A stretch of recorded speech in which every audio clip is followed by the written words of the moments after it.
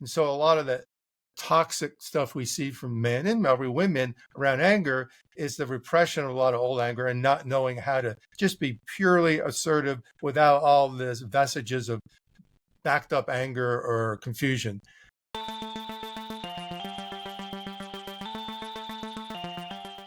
Owen, welcome to the show. Thank you, Aaron. It's an honor to be here. Absolutely. My first and most important question is, how are you doing? Like, actually, Owen, how are you doing? I'm actually doing really well. I just took a sort of short nap and meditation, so I feel real rested and present. Dude, the power of the short 15-minute nap is unbelievable. If you ever listen to Huberman Lab, he always talks about non-sleep deep rest, and I'm like, yeah, just like close your eyes, try to shut down for a little bit, at least get off your technology, because that seems like all of us work with technology basically no matter what job you have, except if you're like maybe like a mailman or something. I don't know. But yeah, I like to do it right before I jump on an episode too, especially if I haven't gotten my workout in for the day or my brain feels a little foggy or whatever the case may be. So yeah, highly recommend that as well. But awesome, man. The first thing that I wanted to ask you was just sort of a broader question, and then as we can dive sort of deeper into that broader question. But what's the most common issue you see men facing that you've seen like over the last 40, 50 years? I think it presents as a struggle with the relationships, usually primary relationships, but you could say other relationships, professional and kids and even friends sometimes. But underneath that is how we weren't trained to connect, particularly as men, because we have a unique way of connecting. When we can find that way for ourselves, our stress goes down and the depths of our connections increase. And does that normally equate to men feeling more lonely? Because you see that talked about a lot. Is that something you've seen a lot as well? Yeah, guys don't usually come and say, "Oh, I'm lonely," because Right. that's not a masculine thing, right? But and I'm sure see this too, as we get older, we tend to have less and less serious friends. We might have acquaintances, but very few guys have the depths of friendships that they had when they were in school or maybe the military or, maybe playing sports. And so we don't have that. We have acquaintances, we have guys we work with. So in that sense, we're lonely. And often, and the research supports this, is our best friend is our partner. So if that relationship is under strain or we don't have one or we lost it, a guy really feels lost and truly lonely. Yeah. I actually was thinking about this quite a lot recently, Owen, because this episode will come out and I'll have been married. But when we're recording this, it's September 16th and I'm getting married on September 22nd. So I over the last, thank you so much. Like, so over the last 14 months since I got engaged to my soon-to-be wife, I'm thinking about who I want to invite. Like, what friends, because I've been in a lot of different spheres, professional wrestling, baseball, and in those sort of dynamics, you feel like you create close friendships. But really, when you start to think about it, like you're saying, is those friendships were based on proximity. And they were also based on drinking. And they're also based on doing some of these other activities, which make you feel like you're close to someone. But really, when you're sober or where you're a long distance away from them, are you actually telling them what's going on in your life? Are those someone you would call when like shit hits the fan, or like you need some help, or you just need to talk something through, or you like want to bounce back? And then you think, okay, actually, no, I wouldn't. Like, I like that guy. He's cool. Like, if I was still drinking like I was in college, which I'm not anymore, I would call him for a sweet time. But I actually have no idea what we would talk about if we just sat and had coffee for 2 hours. And so I was really starting to play that through my mind. And then you come up with like, I'm fortunate I have like, 6 or 7 groomsmen that I like really feel like I'm closely connected to. But those relationships are tough too, because we live far away. Everyone's got kids now. And so you sort of put yourself in a strain when you try to have too many close relationships, when really if you focused on having like 1 to 4, those relationships could are going to be the most impactful things in your whole entire life. And then another marker for who I wanted to invite to my wedding, just to throw this out there, may not have to do anything with this conversation, but was like, if those people walk through the door, Hmm. would I get fired up to see them? Or I'd be like, oh, I felt like I sort of had to invite them. That's cool. Or I'm like, oh, fuck yeah, dude. What's up, man? So good to see. Whether that's a family member, cousin. I know there's a lot of dynamics that come to a wedding, like who's paying and all these sorts of things. Right. And sort of you have to invite this person. But it really comes down to like, this is a cool day. And this is the start of another journey for you in marriage. Are you going to be fired up that person was there in pictures at the celebration, sharing a wedding cake with you, whatever the case may be. And so you think about that in terms of how you can create great relationships. I think that's also important. Yeah, and I think you're right on with all that. And there's great questions that guys usually don't ask, and if they do, they don't share them with others, like you just did. um, that really got me into working with men, particularly with men 30 years ago, and starting my first men's group because, I wanted those kinds of relationships. And if I didn't have them and I didn't see myself getting them, it was like, all right, what can I do to create that? And so I said, all right, I'll create a men's group. And I honed that model over the years where, we have those kinds of relationships where, as one of my old friends used to say, I have someone to call at 2 o'clock in the morning if something falls apart or if I want to celebrate something. Mm. And most guys don't have that. And you touched on something else that's really true for guys is that we tend to have relationships around doing something, which is not bad. But and doing a group, when you're sitting with a group of guys, you're doing something, but that's a context or a venue that's a little more intimate and set up for that. Where women can just sit down and start a relationship or start a deep conversation pretty naturally. Where we might both face the TV together or play a sports together or whatever, but rarely do we sit together just to have, as you described, a more personal, intimate, or vulnerable conversation.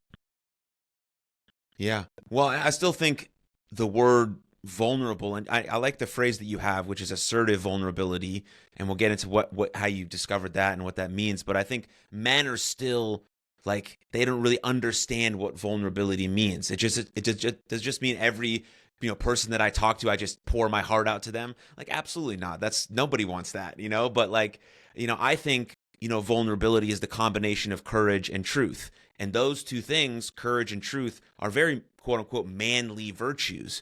And so you've discovered assertive vulnerability, and I feel like it fits pretty good into what I think about. But what is that for you, and how does that work into your groups? Yeah, I realized that in a conversation many years ago I had with a girlfriend that when I could be vulnerable, which is just open, honest, like you said, staying present with my own experience and sharing my own experience, which is not necessarily a weakness. It's, again, an act of courage, but also assert what I felt and needed. In this conversation, it was not only asserting my feelings and my wants, but speaking for the relationship itself, taking ownership for the relationship itself. And then in the woman, after I did what I did, which was, maybe 15 seconds of saying a few things, there was silence for maybe a minute, felt like 10 minutes. But she came back with a statement, oh, I love you. And which blew me away because I thought her statement was going to be, we're done with the relationship.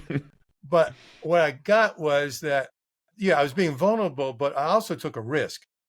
And I took a risk in that I took ownership for the relationship, which I realized as guys, we're not really trained to do.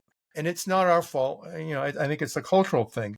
We default to sort of having the woman be the responsible party for the emotion and the relationship in most relationships.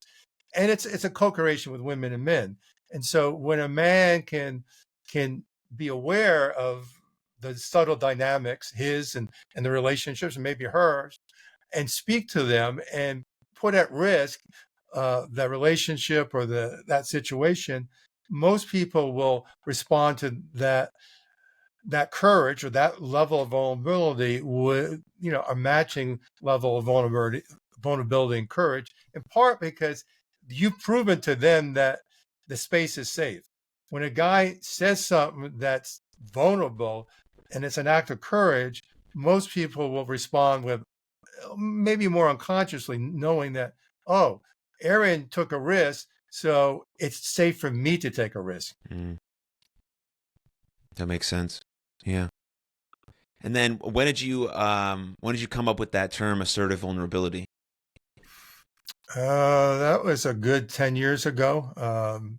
I've been working with guys for a while, Oh but yeah. I realized that in that moment, there was a unique distinction that we hadn't really seen. Yeah. What does the assertive part there specifically mean in terms of the vulnerability? Because some people might see that as like a dominance word, and that sort of has negative connotations to the idea of toxic masculinity and some things like that. So how do you express, someone potentially being assertive in a relationship to express their wants and needs or whatever the case may be? Um, I'd sort of back it up and say that, as kids, w- most of us, and I can almost say all of us, did not have a chance to be assertive, which, and so when we can't get assertive, we can get mad. And I'm not saying anger in itself is not a bad thing. We need anger to protect ourselves and prevent violation and get things back. But we couldn't assert ourselves as kids in all the ways that we needed to in certain situations, and so we got angry, and we couldn't get angry, so we held on to that anger, put it in our body, put it in our unconscious. We compensated for it, and so a lot of the toxic stuff we see from men and probably women around anger is the repression of a lot of old anger and not knowing how to just be purely assertive without all this vestiges of backed up anger or confusion. So that's one part of being assertive. The other part is, in this context, you're taking a risk, and so you're speaking your truth, you're speaking your experience, and often at a risk of you might get rejected. Like in this case, this woman might have said, I'm done with you, hung up on me, or the relationship is done. But I just knew I needed to say something, and so I was just speaking to some guy recently, or an hour ago, about boundaries. Everyone talks about boundaries, Yeah. and I think they're important. But often, what's missing with boundaries is that if I really am present, I'm holding my space, and I'm emotionally, energetically, assertively in my space, and just present, like a good martial artist would be, for example. People aren't going to mess with me, and so boundaries are secondary. So part of having that space filled with who you are is your ability to assert yourself within that space or any spaces you go to in a way that's pure and clean and maybe vulnerable. Hmm. I had a sort of a recent breakthrough in terms of thinking about vulnerability because I think athletes could make this link because I was an athlete basically my whole life. I still am. And what I thought about was like, it's really vulnerable to actually go for something, to go all in on something. And a lot of men do that. They do that in their professional lives, whether that's with their job or with a sports team. Like they go all in, knowing like if I fall short or if I fail, man, I'm like naked in the middle of the field and everyone's going to judge me because I fell short. That's the essence of vulnerability, like going for it regardless of the consequences, right? Because you can only find true love with a partner if you're going to risk heartbreak. That's vulnerability. Exactly. And so, like thinking about my vows and thinking about how the husband I wanted to be, I sort of made this breakthrough. Like, oh, when I say yes and commit to this woman for the rest of my life, this is the same thing I did when I committed to trying to be the best baseball player I could be. And that for me was super helpful in terms of, oh, I'm just going all in. I'm going all in on what I think is the best choice for me in my life. And I've only recently discovered this, so I haven't talked to a ton of my friends or men that I talk to in my life about it. But just your thoughts on that. I think you're right on. And just to dovetail with what you asked before, you're being assertive. And, and I see this with, as you said, entrepreneurs or artists, musicians, because these things that we want, be it a relationship or what we want to bring out into the world, is a part of us. Hmm. That's scary. Yeah. I mean, it's not that scary to do something you don't care about, but it's scary to assert or put out what you really care about. And because you might make a fool of yourself, and if you make a fool of yourself, you fail at something you don't care about, you brush that off pretty quickly. But if you invest in something and it really means something to you and you fail, it hurts. Mm. Yes, we know we're going to learn a lot from it, and I certainly learned a lot from it, but it doesn't take away the risk, and it doesn't take away the shame or whatever of failing. And as you know, with guys, we don't talk about a lot of that, and we don't honor men for taking those risks, because honor is a huge thing for men, but most men don't honor other men for the risks that they take, regardless of if they fail or succeed. Yeah. Yeah. How have you seen the culture around men change sort of in the last 40 years that you've been working with men? Is it different, better, worse? It's different. It's better. I think in one way, guys are just more open than they used to be. And it seems to be changing exponentially in the last at least 5 years. Um, and you see it in the stats of men that are willing to do therapy. I mean, that's something that they track. But men's work has just really taken off in the last 10 to 5 years. Men, for I think a lot of different reasons, are just more open of dealing with the things that we've been told not to deal with, our emotions, our relationships, living a life of purpose. All these sort of what in some worlds would be called feminine, weak, or not masculine. Yeah. Yeah, I mean, I've definitely seen it change just over the last 5 years, especially in a sports context where now mental performance and mental skills and mental health are being talked about and utilized not as like your emotions are something that you need to shove and hide away, but there's something that can elevate you if you actually feel them and use a high arousal state or the anger that you might felt from your last at bat and channel it into a productive way, like all these sorts of things, instead of saying, the best way to go about life is just to be a robot and that's cool. I'm like, that sounds miserable. That sounds like the worst thing ever if I was, spent 6 hours at my wedding day just like this. Cool. That's cool. Yep. Cool. I'm like, no, why would I want that? No, that Well, and wouldn't if be you were cool at like all. that, you probably wouldn't be getting married because your fiance would be like, "I'm not interested in this robot." Yeah, it got no emotional range at all. I can't express how much I love her and all those sorts of things, which are a beautiful part about life. So I'm glad it's on an upward trajectory, but now I think we're sort of dealing with potentially like an over rotation into like How do you see potentially that? in sort of demonizing masculinity in a Oh, way in certain sectors. That's what I mean by an over rotation.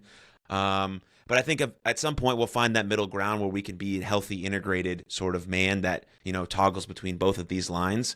I can't remember who coined it, but the phrase was like warrior poet, and I really like mhm. that as someone who can possess strong masculine traits, but also at the same time be a poet, like which means express beauty, express love, be uh, in your emotions and being able to know that they're there and talk about them and express them. And so I think that's a super powerful phrase that sort of it's helped me at least in my journey to try to integrate myself. um, but the next thing that I want to talk about is attachment theory. What is that and why is it important for the work that you do with men? Um, yeah, I often say to guys is two things that we're hardwired for. And I think we all know we're hardwired to survive, and we get into the physiology of survival and stress and trauma and all that. But out of attachment theory, which is no longer a theory, it's been proven, we are, as certainly mammals, and particularly as humans, wired for connection. And when we don't have real connection, it's a stress. And what the research shows, and I think our experience shows that, when we have what they call secure attachment, a real connection, we have what Stephen Porges calls co-regulation. So what that means is our nervous systems, our bodies, or unconscious start to mirror or pick up the signals from one and respond appropriately. So, Aaron, I look at you, I look at your face, your eyes, your skin color, your small muscles of your face moving. I hear your voice, your body moving. They're all signals to me that you're safe. That's the first thing we all look for. We don't think about it because it's so consistent, so hardwired, and so unconscious. So we're stalking. Is this guy safe? So I feel that you're safe. So I'm down regulated, and I manifest those nonverbal indications. So you feel I'm safe. And so we start to literally co regulate. We start to If one of us is stressed, we start to downregulate. So that sets up that secure attachment, that connection. And, part of the research says that most of us did not have it as a kid, enough of it. And as parents, we only need to give it to our child 30% of the time for them to have secure attachment. So when I say that we didn't have enough, then parents go, "Oh God, how am I going to do this for my kids?" I go, "No, you don't worry about it. You only have to be there 30%, but being there that 30%, you're really connected. But to be connected to another person, and this is I think the critical part that's often missed, is I got to be connected to myself in some way. And like your little example, if I'm this robot and I'm just disassociated and I'm not present to my body, to my feeling, to you, yeah, you're not going to be present. You won't want to be with me. And so developing this deeper attachment or connection starts with each one of us being connected with ourselves. So how do we go on that journey of connecting deeper with ourselves? That's the $1 million question. We can do it by learning, by being connected to others, but specifically, we do that. I find for men, the short course is learning to connect to our somatic experience or body experience. Because I was one of these guys, and most guys, if you ask him, if you were like, I know you're not, but if I was asking you and you're the average guy, Aaron, what do you feel emotionally now? Your first response will be wanting to leave the room, because I didn't want to answer that question. Even if I knew the answer, I didn't want to say it. And so what I learned years ago is if I start asking questions to you in regards to what are you experiencing with your body, where do you feel tense? What do you notice when you move your shoulder? Any of that, you'll start to key into that and be able to give me an answer. And then if I ask those questions for a few minutes, you're probably going to just naturally start responding with, emotional responses. I feel this. Or if I ask that emotional question, you're going to respond because one, you've become more aware. Two, you've downregulated because you're not feeling your body in a stress response. Because in a stress or survival response, we are oriented towards threat out there. So when we reorient to our own experience, we are telling our nervous system that we're safe. And when we're telling our nervous system we're safe, we start to downregulate, we start to relax, we start to open up, and we start to connect to our own experience. And then from there, if, I'm doing it and I'm speaking to you, I'm able to speak in a more connected way, and you're more likely to feel that connection. And if we're building a relationship over time, we start to develop that attachment. Yeah, because for the longest time, it was always like everything is psychological. Everything has to be attacked psychologically. And you said something when I was listening to some of your other episodes that stood out to me, but it's less psychological and more learning. And that to me was super powerful because I'm like, okay, as a man, I'm quite good at learning things. I like doing stuff. And so I think that's sort of potentially the difference between how you would treat a female and how you would treat a male. And obviously those things need to be worked out when working with those specific genders because you're obviously trying to make that person heal. And I think as a man, that really resonated with me because I'm like, okay, what can I learn from Owen? Okay, he can teach me stuff. I'm not just going to go to his group or go to his class or take his course and just talk about my feelings for 72 straight days and like what's going to get done. No, I'm going to do shit. And that stuff you're talking about is this somatic practice of trying to get into one's body. And then I know you've talked about like filling the holes of your experience. Can you touch on that a little bit too? Yeah, I just want to reinforce what you say about learning is that, yes, we grow up in a culture that's very psychologically oriented. And a lot of that is through pathology of dysfunction and coming up with a label. And that's one reason guys are scared to talk about their emotions. But yes, when we can move it from emotional to somatic and say, look, there's nothing wrong with you. It's just that you didn't get taught or modeled or it wasn't safe to learn these things. The guy goes, oh, okay. But so we can do that. So I'm sorry, what was your question? Oh, no, yeah. I mean, it's true. I want to touch on that as well, like the modeling portion. And then I'll ask my question again. But the modeling portion, I think, is super powerful. That's why I think young boys in some sort of community, sports, Boy Scouts, whatever it is, like obviously you run the risk of going in those communities where your leader is going to be someone who's not integrated and doesn't really know what they're doing. And I get that's a problem too. But you do run into those coaches and mentors and leaders who are integrated and who do teach you things, because young boys catch things, they're not really taught things. If they see you doing something that they find powerful, they're like, oh, okay, when we make a mistake, coach doesn't yell at us. He's like, hey, it's going to be okay, let's breathe through it, let's relax, we'll get the next play. Oh, I can do that too. So that's super powerful in terms of molding, and it starts at a very young age. That's why I found sports to be at least the most powerful mover in my life. And that's why I coach baseball now, so I can try and pass on lessons to 14, 15, 16-year-olds, which is sort of my version of my men's group, because it's very powerful and it absolutely changed my life. But you probably had some good coaches. I had some amazing coaches, but I also had some reverse role models as well. I do not want to be like that guy. I do not want to do that thing. And I think that's powerful as well. And so, but coaching taught me more about myself than I was teaching them. Like, oh, dude, you got to be better here. You cannot throw this bucket of baseballs. That's like horrible. But you've got to be told that. Kids are looking at you like, oh my God, coach, what did you just do? Why did you just throw that bucket of baseball?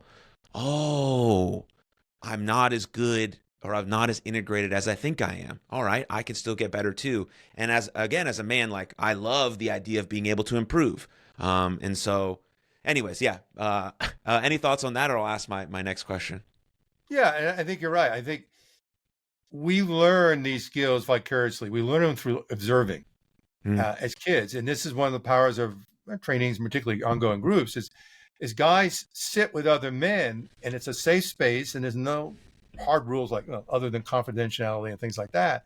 But, I might be sitting there just not saying anything, and you start expressing yourself and go, I've never seen a guy do that. Wow, that's a new model. I mean, I could be emotional and be powerful at the same time. So the first time a guy sees that from another man, and the man's being honored and respected, it will change that man's whole world. And so that's sort of what you're talking about in coaching. So a guy can come from a family or a father that was not integrated or regulated, and have one teacher, one coach that opens up another whole world of possibility. And then he has some distinctions and discernment. Oh, I don't want to be that guy, but I do want to be this guy. Yeah. Yeah, it's very powerful. I love the part where you say they're honored for it, because most of the time we're not going to be celebrated for that sort of behavior. But if you get into a group and everyone's like, oh, dude, fuck yeah. Yeah, honor that guy. You're so right. Everyone will want to do that too, because then you sort of get into like a little bit of competition mode. You're right. You got it. Because we'll do trainings of 60 guys, and I'll say, we're changing the rules of engagement in this venue. You're going to be honored for the risks you take, your vulnerability. And a couple of guys will check in, and one guy goes, all right. And he tells like a secret, something he's shamed of, expecting just out of conditioning, he's going to be shamed, but he's going to take a risk. And then he sees every guy clap or cry or honor him in some way. And it's like, wow. And then it gets competitive. Well, I can be more vulnerable than Aaron. That's great though. I mean, at least it's in a productive way. Yeah. Yes. That's great. What I touched on earlier was, I know you've talked about, in terms of the somatic practices, filling holes in your experience through that. Could you go a little deeper on that idea? Yeah, I wrote a book years ago called Grow Up, and essentially what it was the 9 sort of stages of maturation that we go from being a little boy to an adult. And inevitably in that maturational process, we skipped over places. And that's been a function of primarily 2 things. One, of not having a safe space for the modeling or even the training to learn what we needed to learn in that moment, or trauma in that time. So when we have trauma or serial stress situations, we're taken out. So we really can't be present because we're focused on survival. And so we have these holes, and for some guys, unfortunately, they're big holes. And what happens is, in life, we keep tripping into those holes, because in theory, we should have just progressed through all that more or less, not with no stress, but without any major holes, so that when that kind of situation happens as an adult, we're not taken out by it. We know how Mm, to work with it. We know how to deal with it. We know how to, deepen a relationship under those circumstances rather than lose one. mm. And so through your practices, you're trying to fill those gaps or where there was unmet needs or horrible things might have happened where, people could disassociate from that memory or try and completely forget it, obviously, because some things are absolutely tragic and I understand why people would want to forget it. So things like that. Exactly, exactly. And some of it can be specific healing things that we do, and often it's just sitting in a group regularly and slowly connecting with the guys and learning vicariously, learning through experience, learning through modeling, learning from feedback, how to maybe be assertive or how to not be assertive and just slow down and listen, and whatever those skills are, in these scenarios, guys have a safe place to practice, because in this outer world we generally don't have places to practice these emotional skills, because we're expected to always be on, so we often wear a mask, which limits our ability to really grow on the inside. Mm. Yeah. Speaking about, relationships, what do you think are some of the most important skills that men should attempt to have dialed in before they want to really get into a serious relationship with someone else, whether that be romantic or potentially a serious friendship as well, obviously. Or a business Yeah, relationship. or a business relationship. Right. That's very serious as well. Yeah, I think essentially it's sort of what we're talking about, to have some connection with yourself, what you feel and what you want, and an ability to articulate it. I met a woman I was down in LA last week at this party, and I was introduced to this woman named Emily. She has a podcast, Sex with Emily. She's a doctor, and it's an interesting woman. And she talks about how to be good in bed, essentially, it's not about your sexual skills. It's about your communication skills, which Mm. comes down to what we're talking about here. And it's really, learning to connect with yourself and being able to take those risks, maybe being assertive, and develop these more intimate, which doesn't have to be sexual, but these more authentic relationships with people, and take that risk. Just like you said with sports, you're going to fail sometimes. But my partner's a couples therapist. I do couples trainings with her. We're doing a retreat down in Costa Rica, and we work with couples. And then she would say, or Sarah Perel, my friend, would say, you do not succeed in any relationship without being vulnerable, without taking that risk. And the way that they mend relationships is getting those people to be vulnerable again. Yeah. And because I might, if we're in a relationship and I'm vulnerable with you, it's scary, and there's no guarantee that you're going to respond. But in Mm. the beginning of a relationship, that's what makes relationships exciting. And Astaire talks about we need that excitement. So in the beginning of a relationship, we have excitement. We want consistency and security. We get consistency and security in relationships, then we get bored. And so it's like, how do you keep a certain dynamic of excitement that keeps that relationship juice going, so you're not bored, and you keep that attraction going? Yeah. Babe Ruth had a famous quote that works perfectly for what you're talking about with vulnerability, is that you must be willing to strike out in the same batter's box that you're going to hit the game-winning home run in. Same I thing. haven't heard that. That's beautiful. Yes. And so, yeah, it's the idea. Like, you come up with the game-winning run on second base. You got to be willing to strike out, because that means you're in the batter's box doing the thing. But in that same token, what if you hit a home run? What if you hit the game-winning shot? What if the conversation you start up with the woman at the coffee shop is the woman that you spend the rest of your life with? Like, yeah, she might reject you, but what if? And so you got to be willing to sort of play that game. And so you could take Babe Ruth's advice.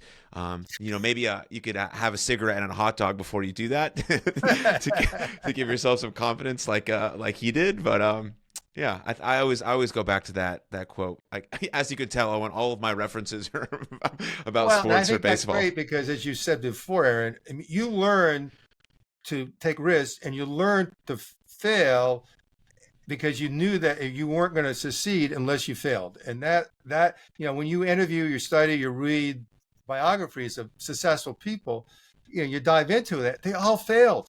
Mm-hmm.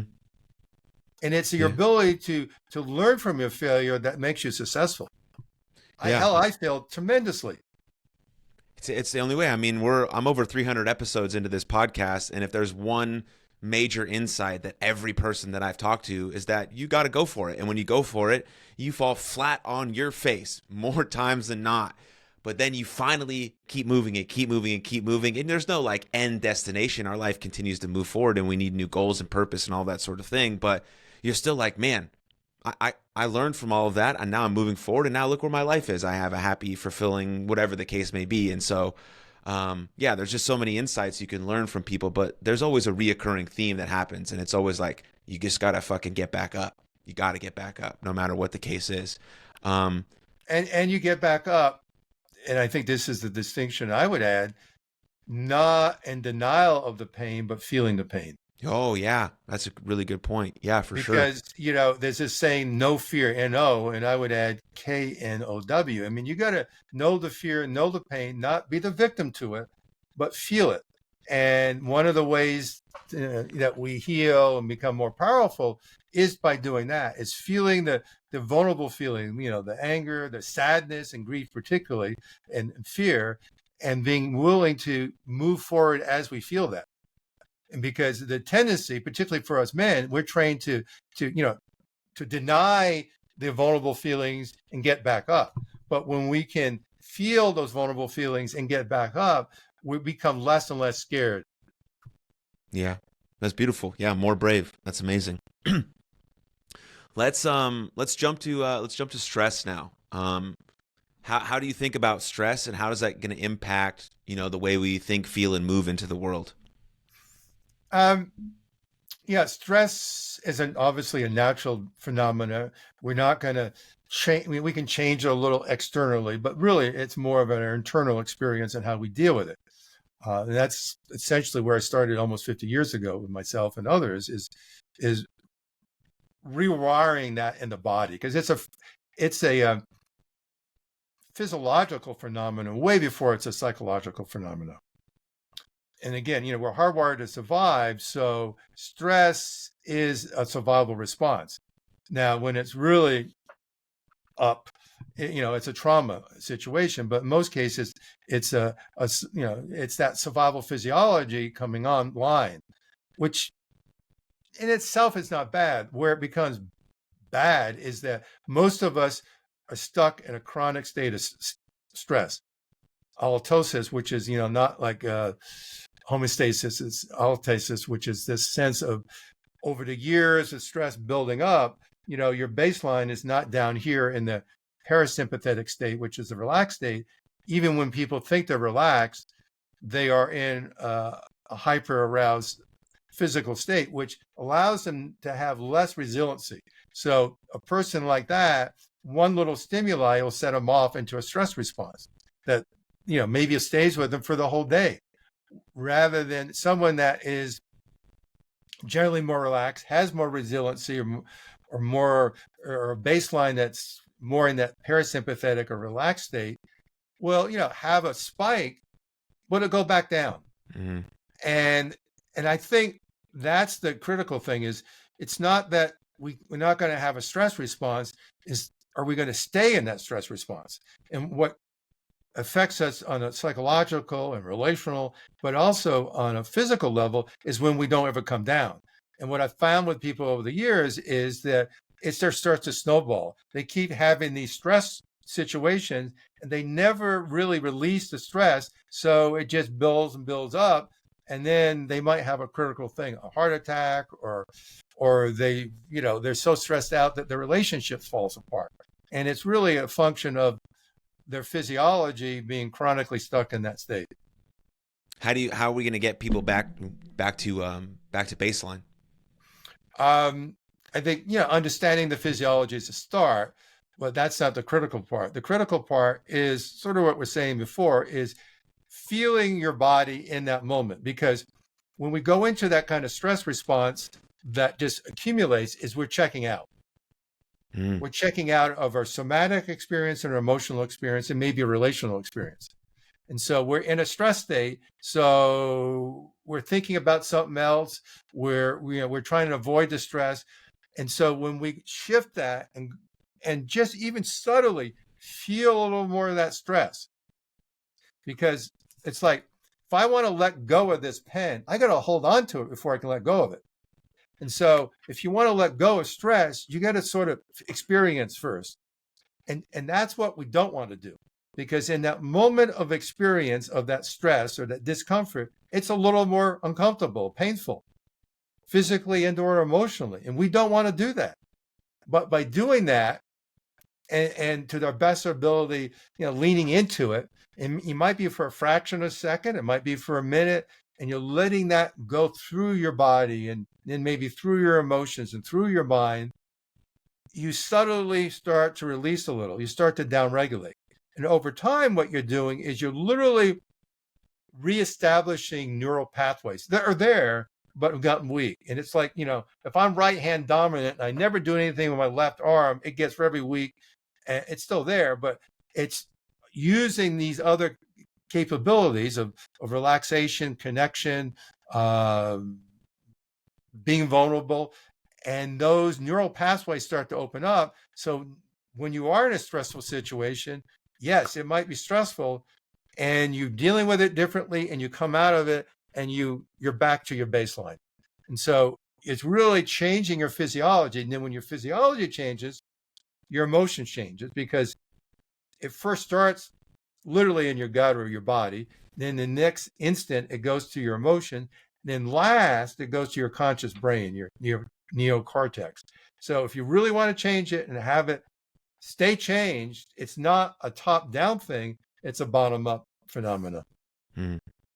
And what you're talking about specifically is chronic stress, because we know that like acute stress is good, and the way you perceive acute stress is good. You want to, like, this stress means that I'm doing something that I care about, but like you're saying, if it persists basically for way longer and you're always tired and always overwhelmed and potentially burned out and all these sorts of things, then there might be a more serious issue that you need to focus on. Right. And I mean, some acute stuff can be bad, but like I know you've said, like, exercise is stressful.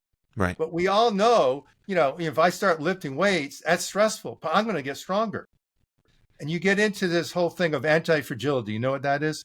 Yeah, I've read about that quite a bit. Yeah, it's a great concept. So you go from, being fragile to being resilient to anti-fragile, which might not be the best word, but it's the next step beyond, just being resilient. And it's using, like the injury or the stress or the strain, say, of lifting weights to get strong. Mm-hmm. And so when we can, be anti-fragile with stress, it's because we're present to it.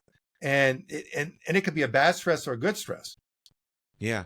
Now, I love the phrase anti-fragile, and it goes back to what we were talking about earlier. Basically, like, how many times can you get knocked down, still stand back up, but also with the very important point that you made, realizing that we got knocked down, how are we going to feel that pain or that hurt, and then we become even more resilient or anti-fragile because of that. I think that's an important part of that whole thing, not just ignoring it, standing back up, and keep moving forward, because that's basically what, throw some dirt on it means.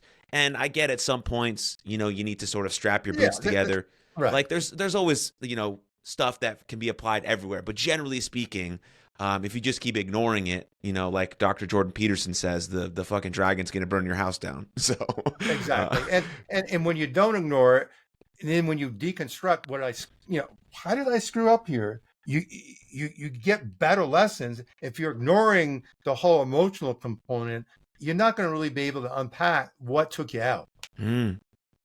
Yeah, that's very true. Another good point. I guess we've been talking about masculinity the whole time of this conversation, but I'd like to specifically hear what you think, your version of healthy masculinity is, or mature masculinity, or whatever you call it. Yeah, it's an interesting term, because guys come to us and they never use the term. Yeah. And it's only the media and academia and maybe government that uses it. But, we got to have a term that sort of describes the experience of being a man, and that's as good as any. Yeah, I think, and this sort of goes back to what you were saying earlier, I think the whole definition of being a man is starting to shift. And I think it's to the positive. And as you said that, it's sort of took the wrong turn. I can sense that it's starting to right itself. Mm. Are you familiar with Richard Reeves' book of Boys and Men? Yeah, I've read some of it, but I've listened to most of his podcasts that he's done about it. Right. And so he's a great guy. We had him on our program over a year ago with that book. And and he sort of, as you know, delineates that paradigm between hyper masculine, the macho guy, and the hyposensitive, maybe someone called the feminine guy. And I've seen that guys, it's like we only had a choice of either or. And now, I think we're seeing that men can be on that spectrum, and it's not an either or, and we can bring in qualities for both, and it's going to vary for each guy. And we do that from observing other men, being with other men, and being, vulnerable with them and interacting with them and finding, our unique way. It's like, you played sports, and it's sort of like finding how, your way to be that great ball player that you were. I mean, you were good at certain things and not as good at others, and just finding your groove. And that's what it is for men. But we can't do that without experience. And some of that experience probably means, a little learning and being with other men are doing the same thing. And I've worked with enough guys, it's really rewarding and magical to see that sort of subtle shift when that guy stops being a man for someone else and his own man. Yeah, it's powerful. I mean, it always going to be sort of about. I don't like the word balance. Balance is not a good word. Maybe like harmony between sort of the two spectrums, because there are certain instances where you got to be both. Like, I don't know, you're taking your kids home and someone attacks you. Like, go be the macho man right there. Let's go, let it all out, protect your family at all costs. But like, someone passes away or someone's sick, like you have to get in your emotion a little bit to show some empathy, and like you actually care about this person, and to show how you feel and express, especially if you have a little son there who's watching you go through this situation. Like, oh, okay, so we're robots when things go bad. No, we get things done, but we also are in tune with how much we cared about this person and we love them and what we could do about it, and we still hold hope that they're going to get better, unless they died, of course. Then that's not it. But and you're right. Your son and your daughter, they are hungry to see you emotional. How do you behave in these quote stressful or difficult situations? And they're and consciously and particularly unconsciously, they're going to absorb that, and that's going to go into their pretty much our hardwiring. And I got all these stories of guys who are having problems with their kids, and when they shifted, when they became their own man, when they became maybe vulnerable but authentic for themselves, magically the relationships with the kids shifted. It's beautiful. And because kids, like animals, I mean, they just sense this stuff. Yeah, they feel it. They feel it in their body, the energy wise, just like you were talking about. And they have good cues of picking that up, even if they can't verbalize how they picked it up. They just sense it and they feel it. To wrap up this conversation, obviously I want to talk about your community, Meld, and what sort of stuff you guys offer and new things that potentially men listening can jump onto and use. So it's Meld, MELD.community. That's the URL. And it really comes from, decades of me working with guys and in this physiology component, but also the communal component. And what I found is that that's something else that's missing, is that, and we sort of started off the conversation with, friendships and having a community that they're going to be there for you. And so those two are the key components. And we offer, online courses, virtual retreats, professional trainings, and a free newsletter that's for men and women, and a free membership too, that for men that they can join. And one of the things that I do every week is that I give these guys a group guide, which, when they're in a group, if they want a guide or a prompt for the week, the little article and the prompt that they can use either in their life or in their group. So we're all about supporting men around this concept of getting them, connected to themselves, so they can have, more authentic connections with the people and the things that they really want in their lives. And my experience is that when we do that, life not only gets easier, but it gets much richer. Yeah. Yeah. I don't know if you saw Harvard, they did like this 85-year study on happiness. And what you're talking about is the two things that they said create the most fulfillment in life: great health and great relationships, which is what you're talking about. Getting healthy physically, mentally, spiritually, and having great relationships. So if you want to be if you want to be happier and fulfilled, according to Harvard, 85-year study, that's very freaking extensive. And live longer. This is the pathway forward. So Owen, is there anything that I missed that you want to touch on or talk about? No, I think you covered it really well. I mean, yeah, I think I want to encourage guys to, even if they don't check us out, to really start to check their body and their somatic experience. What's happening like right now through the day, just being sort of mindful and aware of that. And, look at, as you said right from the beginning, Aaron, what kind of friends you have. If you don't have the friends that you want, that, that you can feel you can call them in need, or you would show up for them in need, do what you need to do to get that, because that's going to not only have you have a richer life, but you're going to live longer. Mm-hmm. Yep. 100%. Well, Owen, thank you, man. I appreciate the work that you're doing. I absolutely loved learning more about you and all the work you're doing over the last so long.